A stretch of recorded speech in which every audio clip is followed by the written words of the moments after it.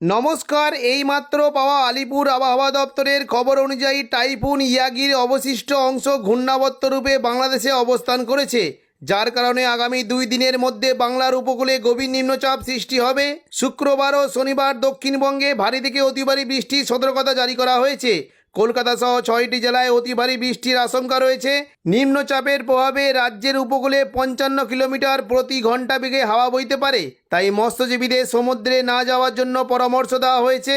হাওয়া অফিস জানিয়েছে, শুক্রবার সকাল পর্যন্ত উত্তর 24 পরগনা, দক্ষিণ 24 পরগনা ও পূর্ব মেদিনীপুর জেলায় বজ্র বিদ্যুৎ সহ ভারী বৃষ্টির সম্ভাবনা রয়েছে। বাকি হাওড়া, হুগলি, কলকাতা, পশ্চিম মেদিনীপুর ও পূর্ব বর্ধমান জেলার কোনো কোনো জায়গায় হালকা থেকে মাঝারি বৃষ্টি হতে পারে। উত্তরবঙ্গের কোচবিহার, জলপাইগুড়ি ও উত্তর দিনাজপুর জেলায় হালকা থেকে মাঝারি বৃষ্টির সম্ভাবনা রয়েছে। 13ই সেপ্টেম্বর শুক্রবার উত্তর 24 পরগনা, দক্ষিণ 24 পরগনা, হাওড়া, হুগলি, কলকাতা ও পূর্ব